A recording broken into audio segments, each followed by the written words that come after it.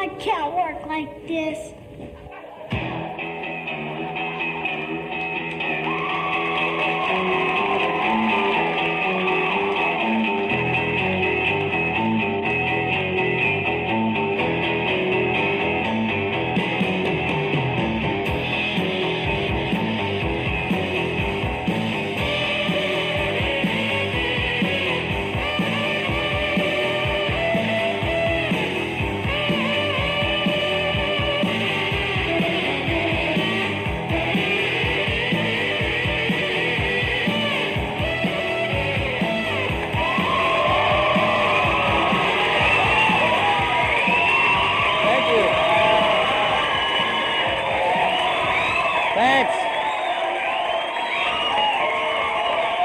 Thank you for coming to Live at 8.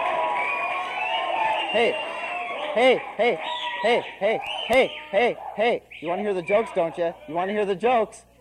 I've got the jokes. Anyway, my name is Bob Fuller. This is Live at 8, and I'm once, twice, 3 times a lady. Thank you. And I love you. It's Lionel Richie night here on Live at 8. Juan Benite, hey Begoya, hey Mambo Jumbo. Oh, I got a lot of ribbing after last week's monologue. People said that I was just a little bit too dirty. But I can tell you this week that I'm going to be so clean that you can eat off me. Well, there goes that idea.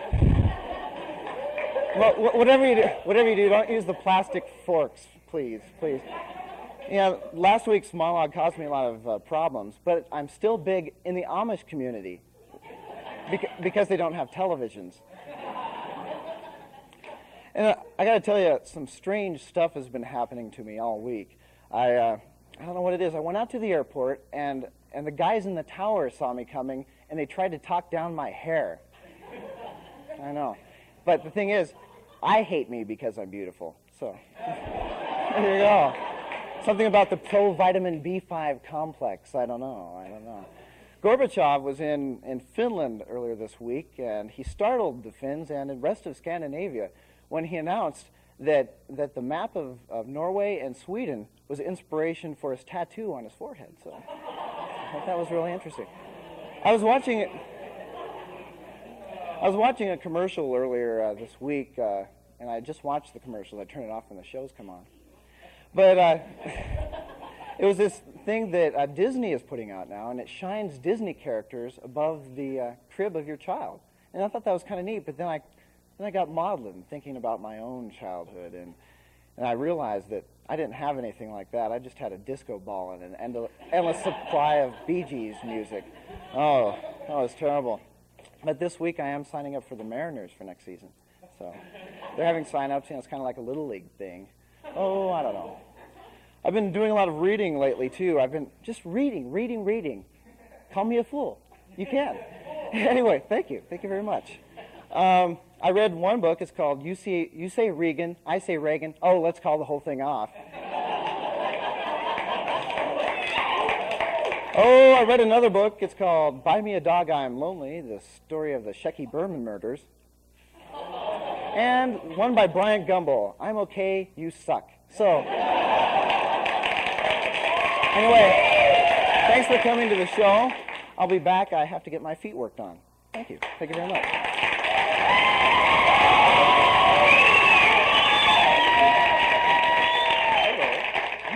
The inane line. You bonehead. You just wasted $2 for this first minute. Every additional minute is going to cost you $1.50, and this is only a damn recording. Have you no friends? Isn't there anyone who will give you 5 minutes of conversation? Do you file your tax return wrong just to get someone to come over? Go and waste your money on the home shopping channel. At least they'll pretend to like you. Do I bother you? Then why are you still listening? Why are you still here? Get off the phone, you loser! Do it! This message will be repeated. The inane line, 1-900-INANE. Call, you pathetic loser.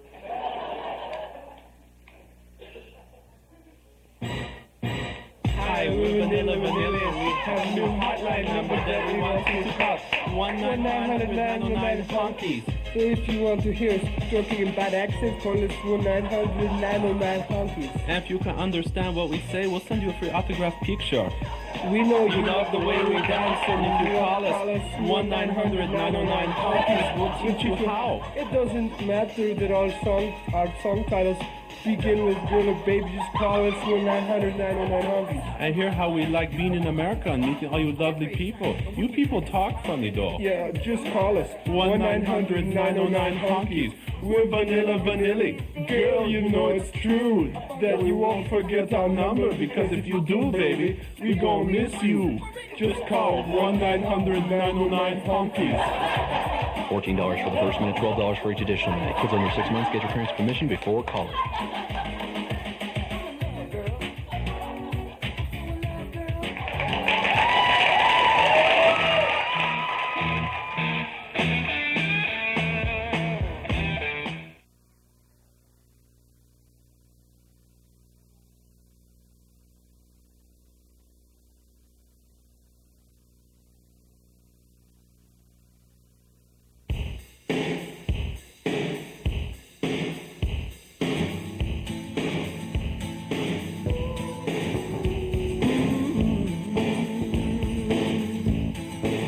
Well, now I'm tight, now I'm attractive. Turn me on tonight.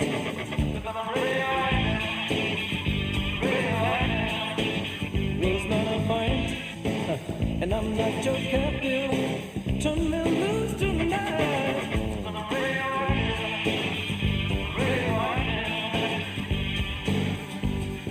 I want to stay with you.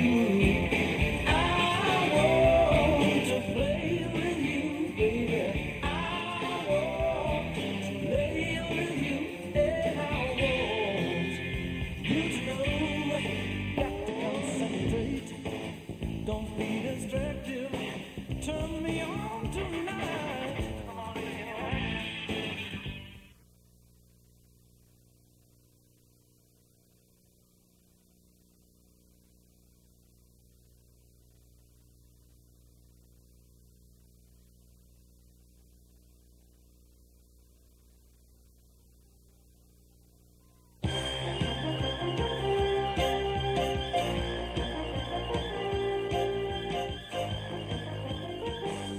Hello and welcome to Superior Court.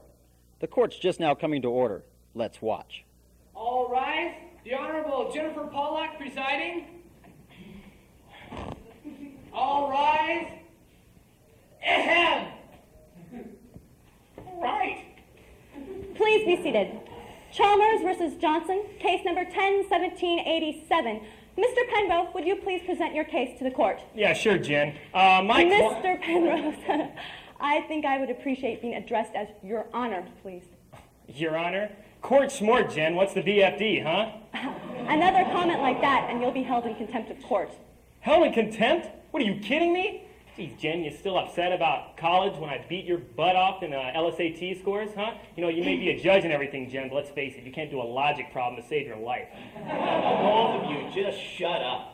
Both your sorry asses came from pissant law schools, and all you can do is sit around and bitch about your damn LSAT scores. I mean, get real. As I told Mr. Pengrove, Mr. Tosh, another comment like that, and I will hold you in contempt of court. What are you, stupid? I just reprimanded him. Oh. Yeah, and enough with the judgy-wudgy annex. And you, Jeremy, buddy, look, don't lay this Ivy League crap on us, huh, pal? The only reason you got into that school is because you're old man anyway. Oh, and if you're so superior, then how come you're still working for the city, defending prostitutes and bums? Yeah, Jeremy. Your daddy got here, and look where he got you now. He's in the slammer. 40 years for embezzlement. Oh, you want to start something? You two are really pissing me off. One more comment like that, lady, I'm going to come up there and I'm going to slap your face. Ooh, you think you're really Mr. Superior. Well, you're sinking to a pretty low level now. Ooh, bodily harm. Someone called a zoo. I got a real inferior on my hands. Yeah, don't waste your time there, Jen. He's nothing but scum. Postulating scum. For the last time, will you shut the hell up? Sure, you may have buffed me on the LSAT scores, but let's get real here, Harvey. You wouldn't have gotten those if you weren't such a wallflower. Let's face it, you're a geek. You're a nerd. You know, you spent the whole time in college just sitting in your dorm room. You never went anywhere. You want to talk about inferiority? I could write the book on you, you inferior little bastard. Oh, sure. Make me look inferior because I threatened you with bodily harm. Well, if that isn't the pot calling the kettle black. Jeez. One more comment like that, and I'm going to have to kick both your butts. Hey, anyway, Jen, where do you get off calling me a wallflower, huh? If you're this big studette, what happened when you went husband shopping, huh, babe? Jeez, the first time I met the guy, I didn't think he had any legs. Then I realized his butt sags down so low you can't see his legs. Talk about an inferior mate. Mate? You call that slob a wife? The first time I went over to your house, I was disgusted at the way you let your dog eat off the hors d'oeuvre tray. But you don't have a dog, Harvey. You may sleep with one, but you don't have one. It's obvious who plays the inferior role at home. You know, I've got a blonde beauty waiting for me when I get home, and you better just step off that bench, Lucky. That's no place for inferior people. You call that inferior, skinny, boring little wimp a wife? Jeez, dead fish is more like it. Jeez, you know what, Jeremy? I hate to tell you this, but your wife's the only woman I've really ever fallen asleep on while in bed with. Oh, I said sing like your sister, pal. Hey! All right! That's it! I think this has gone just about far enough! Listen, you want me to show you just what being superior is, you'll keep talking! If not, sit down and shut the hell up!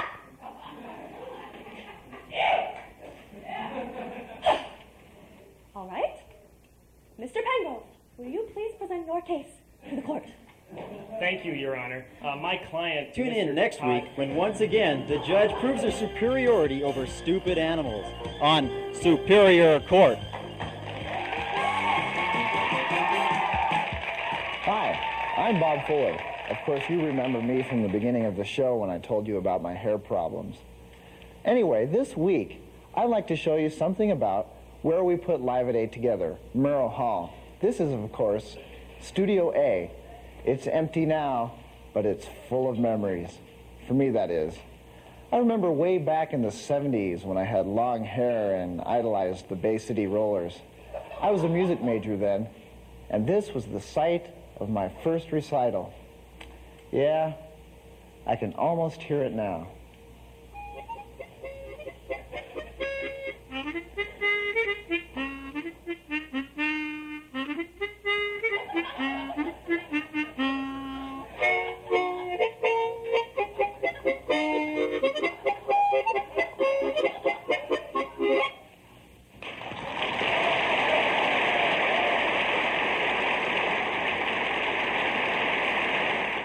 This is the Live at 8 props department. And over here, we have some of the things that manufacture the sounds that we so often use on Live at 8.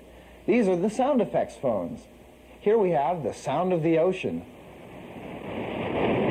Kids, you better come back. That undertow is pretty strong. And this has a more exotic flavor. It's the ocean off the coast of Scotland. Kids, you're going to get your kilts wet. And over here, we have the phone that, coincidentally, Jim Baker used to make his last phone call. Tabby, get me out of here! Yeah, he sounds just like that, too. And over here, we have the cabinet's O-Comedy. In this one, we keep puppies. And in this cabinet, the pigs. Well, as you can see, our writers are hard at work. Let's go see what they're doing right now, okay? Well, I guess they're not that busy. Of course, now you see why our show's so damn funny.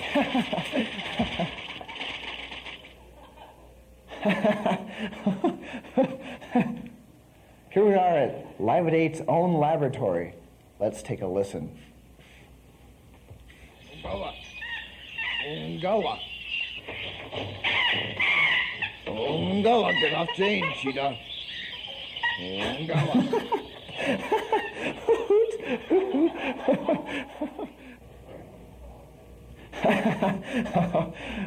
have one more thing for you. I'll be back in a second. Let me run upstairs.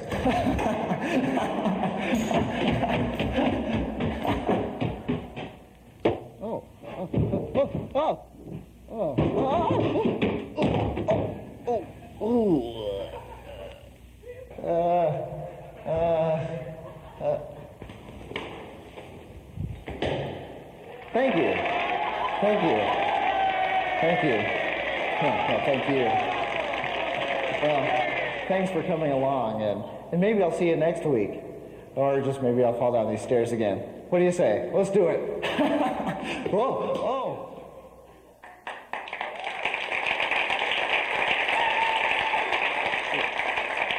Ooh, yeah, a little lower, a little lower. Massaging your feet's great. You should try it. Anyway, watch some more TV and I'll talk to you later. Ooh, ah, ooh, ooh, ah.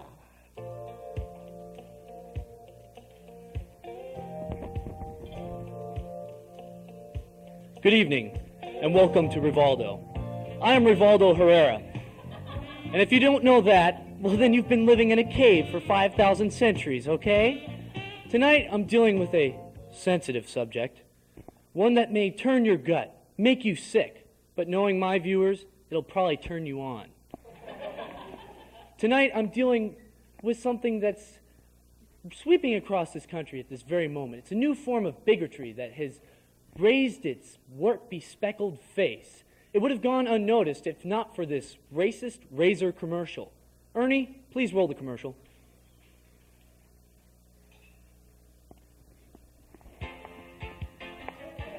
This is a message for all you men with noses.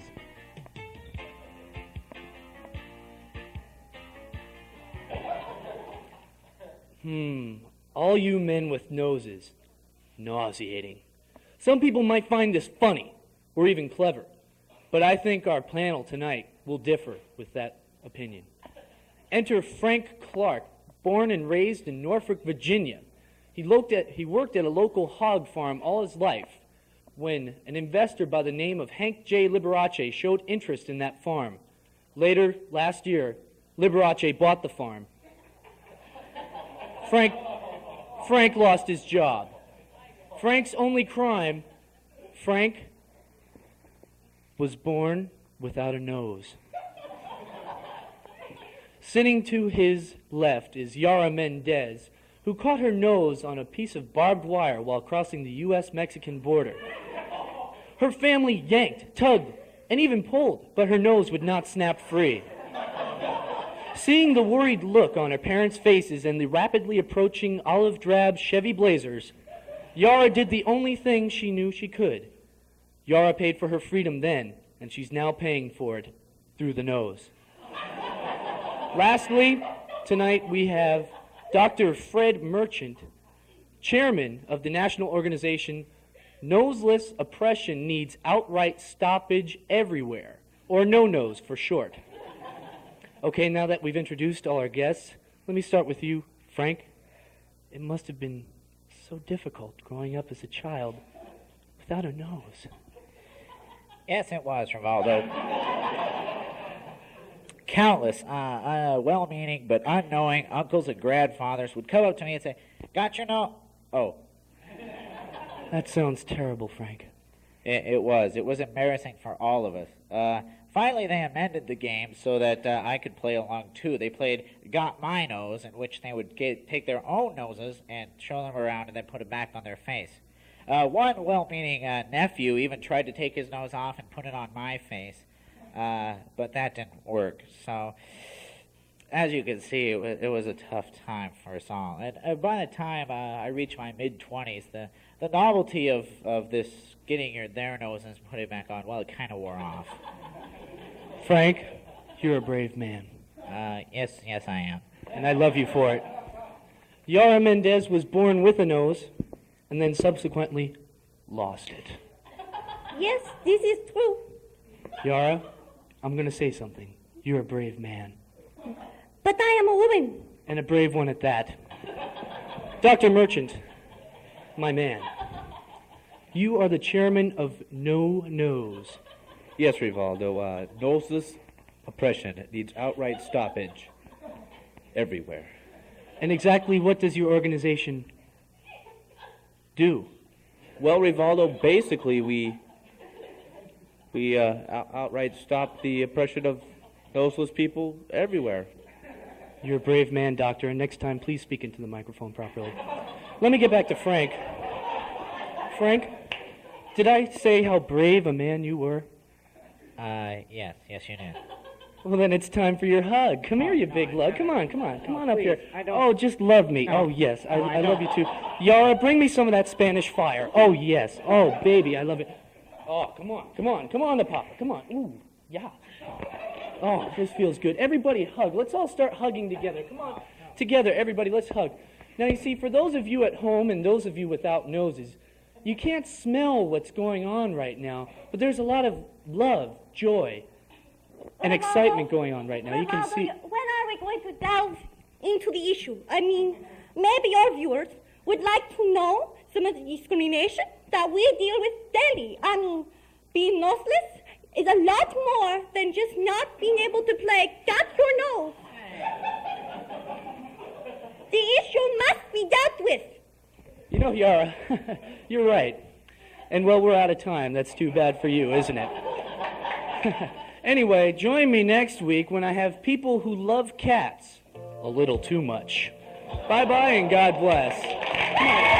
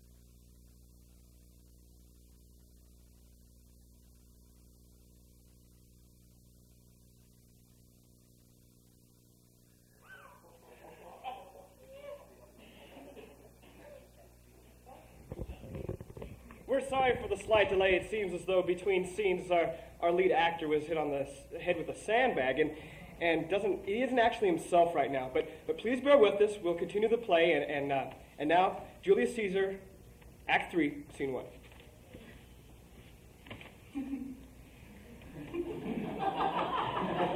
Hey, Caesar! Read the schedule! Subordinate doth desire for thee to peruse, at your best leisure, of course. This his humble suit. Oh, Caesar, read mine first, for mine is one who suits Caesar more.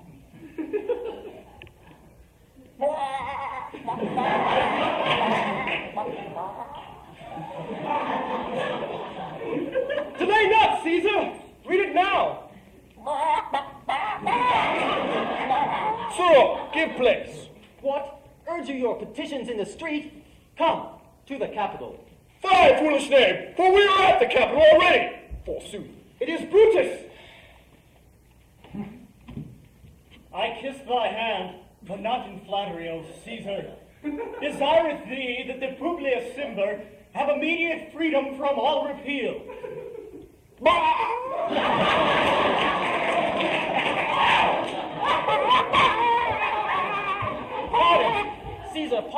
as low as to thy foot doth Cassius fall, to beg enfranchisement for Publius Simba.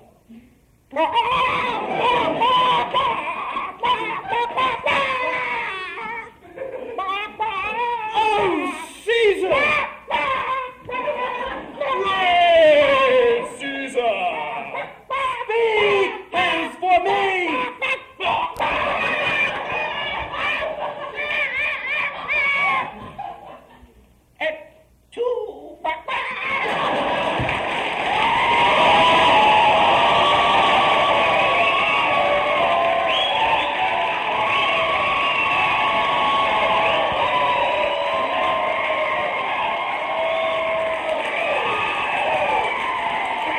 Julius Caesar on Live at 8.